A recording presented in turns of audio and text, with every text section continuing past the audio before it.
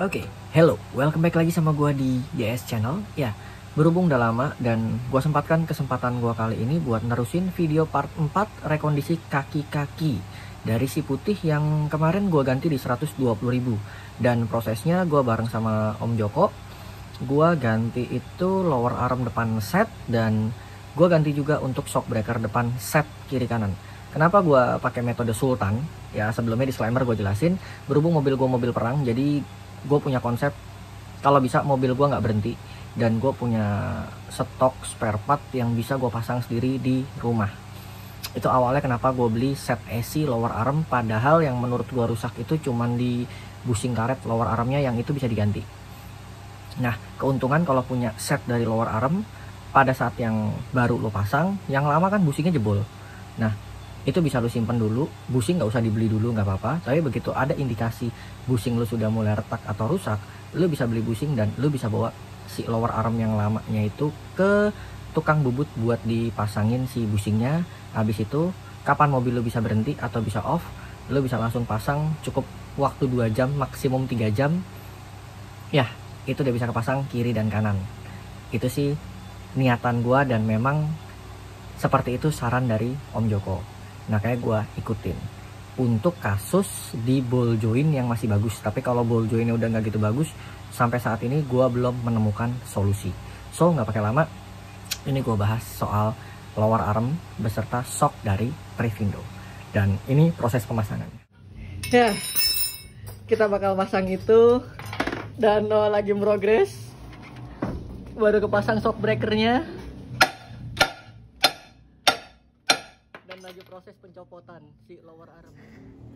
Dan yang sebelah gue lagi bongkar shocknya. Dan seperti biasa gue pakai paket ekonomis. Yang ini ternyata gue nggak jadi beli IKYBI karena nggak dapet barangnya. Gue pakai punyanya Trivindo. Dan oh iya, reviewnya IKYBI itu mirip kayak shock yang 2015-2016 yang Convero awal-awal ya, yang lembut tapi agak sedikit bisa dibilang bukan firm banget ya, agak goyang dikit, cuman masih steady. Kalau ngomong firm, lebih firm yang generasi kedua yang agak kaku. Tapi kalau buat komuter gue lebih seneng yang itu. Biarpun kalau buat high speed agak goyang, body rollnya lebih berasa. Tapi kalau buat komuter, buat jalan gelombang di tol gitu yang gigi-gigi ini, itu lebih enak. Nah, yang ini gue bakal pasang yang Trivindo karena paket hemat, moga-moga enak. Sorry videonya nggak gue full karena gue sendiri. Ini Om Joko juga baru datang, gue minta tolong buat ngerjain yang berat-berat yang lower arm yang gue nggak ngerti. Kalau shock breaker gue bisa bongkar sendiri. Ini barangnya yang tadi udah kepasang satu, yang sebelah kiri, ini yang sebelah kanan. Ini yang lamanya udah bures ya, udah hancur, kayaknya udah bocor juga. Dan ini bautnya yang ini. Tapi entah kenapa gue nggak tahu bautnya yang ini nih baut 18, sedangkan yang ini nih baut 19.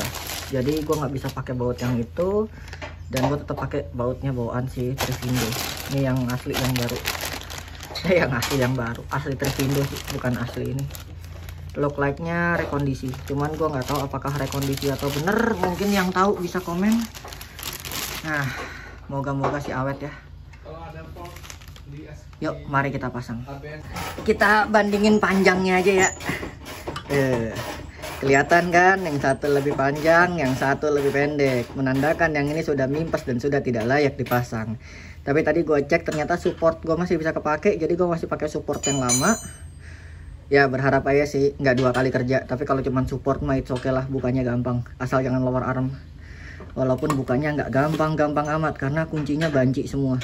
Kayak gini aja nih pakai kunci 18, terus ya gitulah, banyak-banyak kunci yang ajaib, yang rata-rata di mobil Jepang nggak kepake. Tapi untungnya gue punya tool set, walaupun nggak lengkap tapi bisa kebuka. Buat masang sih untungnya ada Om Joko. Kalau Om Joko nggak datang katanya lepas sok gue. Orang masang buat 18 saya kunci 19, bagaimana nggak lepas itu sok. Dah kita pasang, jangan kebanyakan ketawa. Dah, noh buka yang atas. Jadi biar bisa diganti soknya. Habis itu lanjutkan progres dengan yang sebelah. Kagak ada. Ini barangnya. Nah, ini yang bakal kita pasang. Copot ini, pegang ini biar nggak mencolot, baru pasang ke sini. Tapi sebelumnya kita unboxing dulu lower arm. Ada yang lagi unboxing lower arm. Gimana Om? Tapi belum gue coba sih yang 53. Hah? Ini gimana Om? Ya udah. Semoga awet Om. Let's see. Kuat 2 bulan ya. Ini yang lama. Nggak pecah banget. Nggak pecah banget ya. Begitu. Tapi udah. Tuh. Ya ini mah udah pasti bunyi sih Om. Nggak mungkin nggak bunyi kalau ada begini. Nggak bunyi, cuma getar-getar. Glek glek glek glek glek glek. Iya. Tapi boljo ini masih aman ya? Sama aja kayak. Boljo ini masih aman ya? Ya, udah nggak bisa kepake dong Om yang ini Om. Di press bisa. Tapi boljo ini kan betul udah begitu. Hah? Maksud gua itu udah kalau di press kan cuma bisa ganti ininya doang. Boljo ini kan nggak bisa diapa-apain. Nggak bisa di pressnya dari sini. Iya kan? Berarti percuma dong. Enggak ya. Ini kalau toh ini dibenerin, lower armnya dibenerin, yang ini cuma buat emergency karena boljo ini udah lemah kan. Kepake juga nggak lama. Ya setahun 2 tahun masih bisa kalau masih di kuat press ya? bener.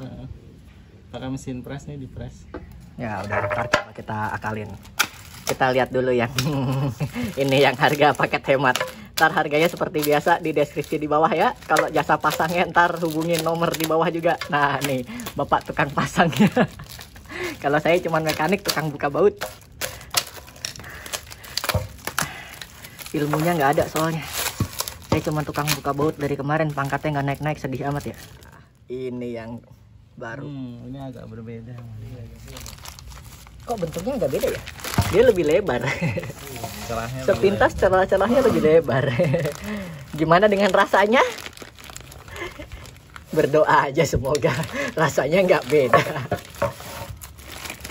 ini kedelannya kok agak beda. Coba. Kiri atau kanan sama aja. beda. Lebih kasar. Las-lasannya beda, lebih kasar. Gunting ada nggak sih gunting? Biar unboxingnya lebih menghayati ya. Ini itu keras tahu. Oh salah ya. Ya, ini kelihatan banget nih. Recondition ya. Kayaknya dari sini dibongkar jadi ini. Enggak, bukan. Ini buatan langsung itu mah bukan buatan homemade pabrik, ya, bukan pabrikasi ya. Ya. Home production. Bisa jadi made in China di Repro. Rebrand. Rebrand dong. Kemungkinan rebrand dong. Rebrand ini. Rebrand dong kemungkinan. Keras ya? Keras. Masih lumayan lah. Dah, pasang. Ini bisa 40 sampai 80 ribu kilo, ya kan? Yang make biasa lah. Batangan yang putih, gue nggak mau sebut mereknya. Ntar kalau dia lihat gue kualat. Moga-moga yang ini minimal 3/4-nya dari yang ini. Yang ini original soalnya, yang ini hacker. Kalau sobek lagi, pas yang itu nggak ada, kita bisa pasang yang ini dulu. Sehari 2 hari sambil nungguin. Ya amit-amit buat stokan lah ya, tapi masih bisa lah ini. Kalau bising sih bisa nih.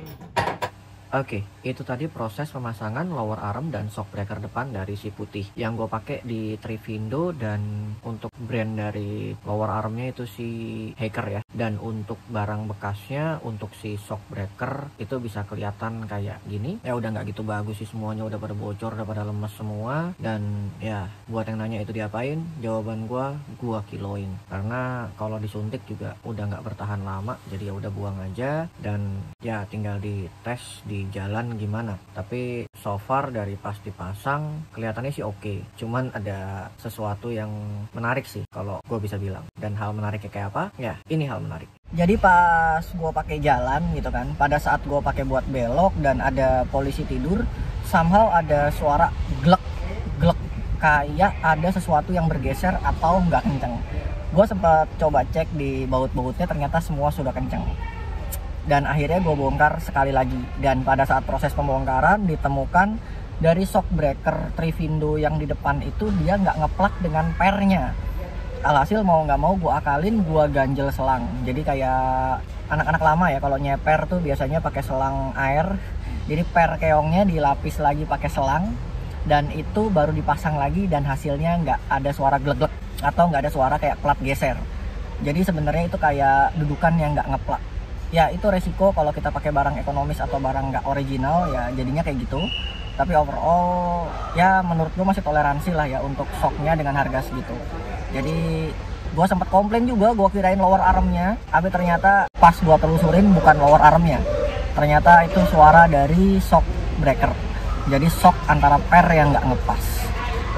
So untuk rasanya sih overall gue bilang cukup enak, walaupun yang belakang suka bottomin kalau diisi 8 atau 9 orang, karena memang mobil gue mobil kelas berat ya, bari ngangkut anak-anak ya. Ini yang lo lihat kalau pas kosong, tapi kalau pas rame bisa lebih parah itu kan ya, kondisinya kayak gitu ya. Dan itulah review singkat gue soal bongkar atau operasi kaki-kaki si Wool.